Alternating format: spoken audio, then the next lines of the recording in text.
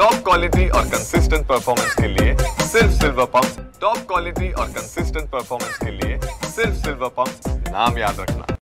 जेव्हा वैद्यकीय क्षेत्रामधले आपण वैद्यकीय आरोग्य अधिकारी किंवा स्पेशलिस्ट डॉक्टर आपण नियुक्त करतो कंत्राटी स्वरूपात, तर आपण त्याच्यामध्ये अर्ज पण विचारात घेतो, कोणाच्या शिफारसी पण विचारात घेतो। वास्तविक वैद्यकीय आरोग्य विभागाकडे एवढी पदं रिक्त आहेत की आपल्या महानगरपालिकेतील सर्व नागरिकांना केटर करण्यासाठी आपल्याकडे असणारे डॉक्टर्स कमी पडतात। कोविड नंतर आपल्याकडे नियुक्त झालेल्या बऱ्याचशा डॉक्टरांनी राजीनामा दिलेला आहे, त्यांनी दुसरं काही प्रोफेशन स्टार्ट केलेलं आहे। आपल्याला MBBS डॉक्टरांची मागणी असताना आपल्याला MBBS डॉक्टर सुद्धा मिळत नाही। त्यामुळे आपल्याकडे ज्यांचे अर्ज प्राप्त होतात त्या अर्जांचा सकारात्मक विचार करून आपण त्यांना कंत्राटी स्वरूपात नियुक्ती देतो। कंत्राटी भरतीच्या संदर्भात आपण कंत्राटी पहिली गोष्ट मी स्पष्ट करू इच्छिते की ही भरती नाही म्हणताय, ही कंत्राटी स्वरूपात तात्पुरती नियुक्ती आहे। आणि आपली TCS ची जी भरती आहे, TCS मार्फत जी आपण करणार आहोत ती वर्ग 3 आणि 4 साठी आहे। वर्ग 1 आणि 2 मध्ये वैद्यकीय अधिकारी ही पदं येतात, त्याच्यामध्ये आपल्याला डॉक्टर, स्पेशलिस्ट डॉक्टर पण नियुक्त करायचे आहेत कायमस्वरूपी। त्याची जाहिरात राष्ट्रीय वृत्तपत्रामध्ये आणि सर्व वेबसाईटवर ऑनलाईन अशा पद्धतीने येईल। त्या नियुक्तीला सुद्धा फक्त इंटरव्ह्यू असतो, पण त्याचं रजिस्ट्रेशन होऊन त्याची प्रोसिजर अजून सुरू व्हायला वेळ आहे। तोपर्यंतच्या कालावधीसाठी कायमस्वरूपी डॉक्टरांची नियुक्ती होईपर्यंत वैद्यकीय सुविधा सक्षमपणे पुरवण्यासाठी आपण कंत्राटी स्वरूपात डॉक्टर्स नियुक्त करतो, विविध क्षेत्रातील स्पेशलिस्ट डॉक्टर। त्यांनी जो अर्ज केलेला आहे आपल्याकडे, त्यामध्ये त्यांनी असं म्हटलंय की MDPR जो विषय त्यांनी म्हणून पद्धती घेतलेल्या आहेत 2023 मध्ये, आणि एका खाजगी रुग्णालयामध्ये त्यांनी 6 महिन्याचा अनुभव त्यांनी सांगितला आहे अर्जामध्ये। मात्र शासनाकडे 2 वर्षाचा अनुभवाचा व्यक्तीला किंवा उमेदवाराला सेवेत घेण्याची तरतूद असतानाही 6 महिन्याचा अनुभव असताना आपण जे शासनाकडची तरतूद कोट करत आहात ती कदाचित कायम भरतीसाठीची असू शकेल।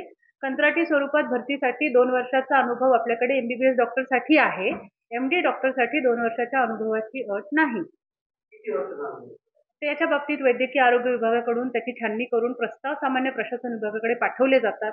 जे प्रस्ताव उपायुक्त मुख्य वैद्यकीय आरोग्य अधिकारी यांची शिफारस होऊन सामान्य प्रशासन विभागाकडे येतात, त्या अर्जांवरती आम्ही पुढची प्रक्रिया करतो आणि कंत्राटी स्वरूपात तात्पुरती नियुक्तीचे आदेश पारित केले जातात माननीय आयुक्त महोदयांच्या मान्यतेने।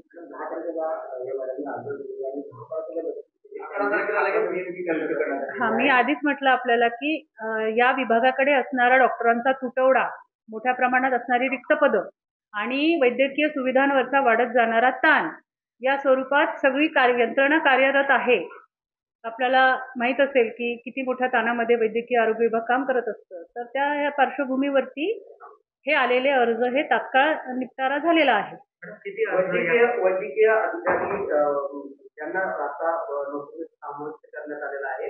आरोप केला जातो की अतिरिक्त आयुक्त अक्षर गायकवाड यांच्या त्या पत्नी असल्यामुळे 24 तासात त्यांना भरती करून घेण्यात आलेला आहे। कोणत्याही अधिकाऱ्याची पत्नी असणं हा काही म्हणजे गुन्हा तर नाहीये कोणत्यासाठी।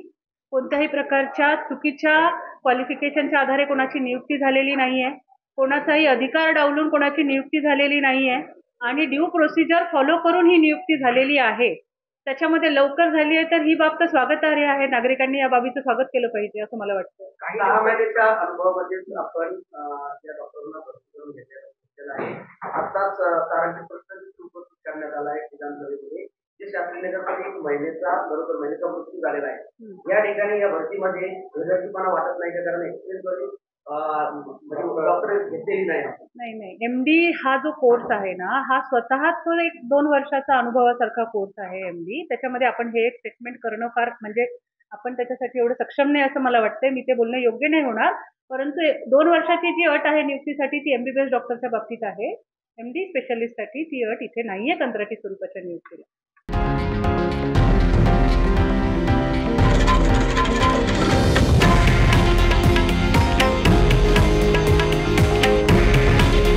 हे आहे देशातील नंबर 1 न्यूज नेटवर्क आणि आपण पाहत आहात TV9 मराठी।